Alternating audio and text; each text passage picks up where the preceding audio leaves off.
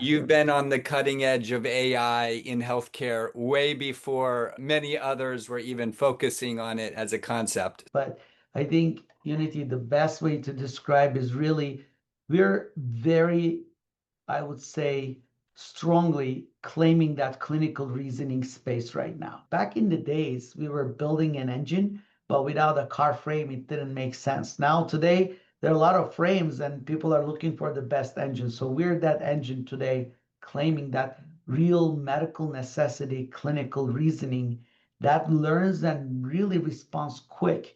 Yeah, so I think I will tell you personally what is exciting to me is really seeing what AI is capable of doing. We don't have to convince people that AI would solve problems. People are seeing that as on daily usage themselves, that, oh my God, this is really solving and getting me more efficient. What AI enables today is you just have a camera, you look at the picture, you don't need to group anything.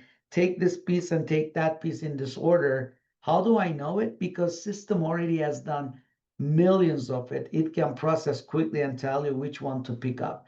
That's what AI enables today. And just like in Matrix movie, you put that plug into the brain and make it like a neurologist at that point to fix a sacralization issue on a neurotic or a nerve issue like that you have had over there. AI is just benchmarking, giving you that picture. Now, all of these tools we're talking about, either AI scribes, reporting tools, dashboards, EMRs, they all need clinical reasoning at that point of time. And the best way to explain it, our healthcare system is you start with understanding the patient and figuring out what's the best outcome. Okay, so there's a big circle I need to operate around payer guidelines.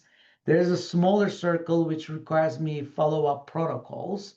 But then there's the center of the circle, the patient today.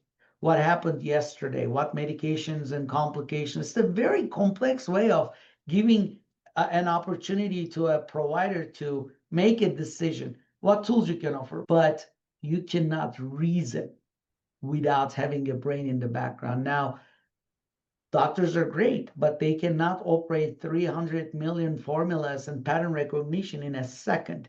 So what we did through Mayo Clinic Platform, they validated and qualified our solution. So now they're a full reseller.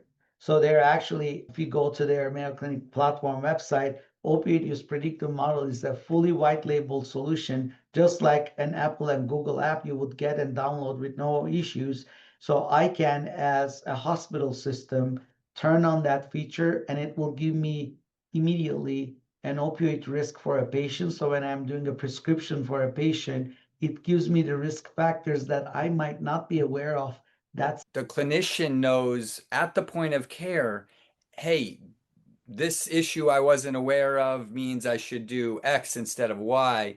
you don't see a big picture of patient. This applies to any condition, right? You don't see the medication adverse effects or the complications. You're specialized in one area. You have an idea as a provider that this medication's great, but then there are complications in long term can cause harm, and you just don't see the picture. It's way more of a closed loop system that's actually adding value during the process. We're not selling a tool to replace any feature, any technology.